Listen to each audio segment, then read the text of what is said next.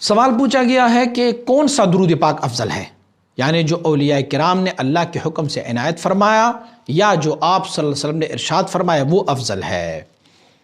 میں یہ پوچھنا چاہ رہا ہوں کہ ہمارے سلسلے میں درود ناریہ شریف جو پڑھا جاتا ہے اس سے زیادہ فائدہ ہے، یا جو آپ صلی اللہ علیہ وسلم نے اپنی زبان مبارکہ سے ارشاد فرمایا اس میں روحانی ترقی زیادہ تیزی کے ساتھ ہو سکتی ہے؟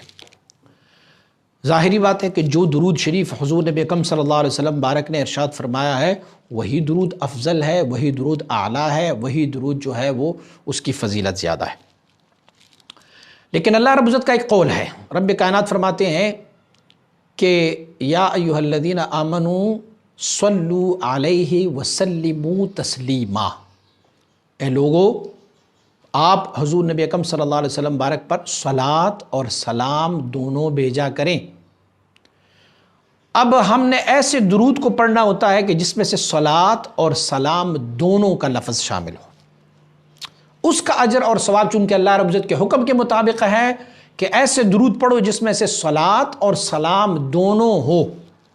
یا ایھا الذین آمنوا صلوا علیہ وسلموا تسلیما، صلاۃ اور سلام دونوں ہو۔ تو اب جب صلاۃ و سلام دونوں ہو تو پھر ہم وہ درود پڑھیں گے۔ کسی نے اگر آپ سے یہ سوال پوچھا کہ پھر سب سے فضیلت درود جو ہے فضائل میں وہ درود ابراہیمی کی ہے، اور درود ابراہیمی میں تو کوئی صلاۃ تو ہے سلام کوئی نہیں ہے،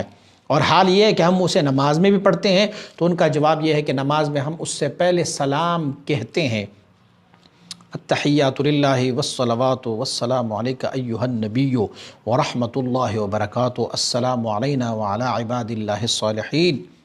پھر اشہد ان لا الہ الا اللہ واشہد ان محمدا عبدہ ورسولہ، پھر پڑھتے ہیں اللہم صلی علی محمد وعلی آل محمد کما صلیت علی ابراہیم وعلی آل ابراہیم انک حمید مجید۔ تو اللہ رب العزت کے اس حکم پر دونوں پر عمل آیا، پہلے ہم نے سلام پڑھا اس کے بعد پھر ہم صلاۃ پڑھتے ہیں۔ یہ یاد رکھیں کہ یہ وہ معراج کا واقعہ نہیں ہے کہ معراج میں حضور وہاں تشریف لے گئے تو اللہ کریم نے فرمایا السلام علیک ایھا النبی، بلکہ ہمارے فقہاء فرماتے ہیں نہیں، جب بھی آپ نماز پڑھیں گے تو آپ یہی سلام اپنی طرف سے پڑھیں گے۔ یہ نہیں ہے کہ آپ وہ واقعہ کو یاد کریں گے کہ اللہ نے یہ فرمایا ہوا تھا، نہیں، بلکہ یہ جب بھی آپ نماز پڑھیں گے تو بہتر درود وہ ہے کہ جس میں صلاۃ اور سلام دونوں کا تذکرہ ہو۔ درود ابراہیمی کے بارے میں جو نماز میں ہم پڑھتے ہیں میں عرض کر چکا ہوں کہ اس سے پہلے ہم سلام پڑھتے ہیں، اس کے بعد پھر درود شریف صلاۃ جو ہے وہ پڑھتے ہوتے ہیں۔ اور آپ نے لکھا ہوا ہے کہ ہمارے سلسلے میں درود ناریہ شریف پڑھا جاتا ہے، سلسلہ عالیہ نقشبندیہ میں تو درود ناریہ نہیں پڑھا جاتا،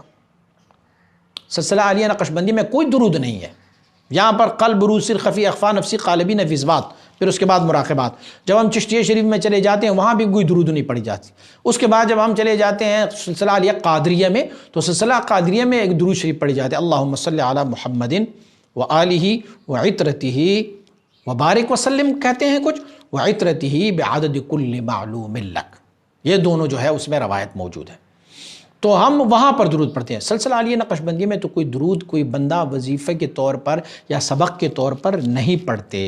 لیکن بہرحال درود کوئی بھی ہو اس کی فضیلت ہوتی ہے۔ اچھا، کچھ لوگ کہتے ہیں کوئی اور درود نہیں پڑھنی، صرف وہی درود پڑھنی ہے جو حدیث میں ہے، ثواب تو اس کا ہوگا،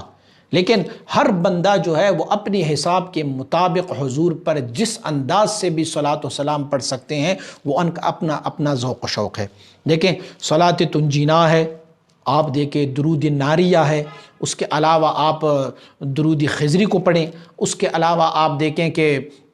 ہمارے دلائل الخیرات میں آپ کو بے شمار درود و سلام ملتے جائیں گے۔ تو جس بندے کی جتنی محبت ہوتی ہے وہ اس انداز سے اپنی معشوق اور محبوب کی تعریف اور توصیف اور ان کے کمالات کو بیان کرتے ہوتے ہیں۔ تو یہ بات کہ صرف احادیث والی درود پڑھیں بقیہ درود نہ پڑھیں، تو بھائی جس کو حضور سے محبت ہو وہ اپنی ہی انداز میں ان پر درود بھیجیں، لیکن جو احادیث میں ہے وہ سب سے بہتر ہے، اسے ہی پڑھی جائے۔ مزید اسلامی ویڈیوز کے لیے ہمارے YouTube چینل کو سبسکرائب کریں اور بیل آئیکن پر کلک کریں، اور ویڈیو کو لائک، کومنٹ اور شیئر ضرور کریں۔ جزاک اللہ۔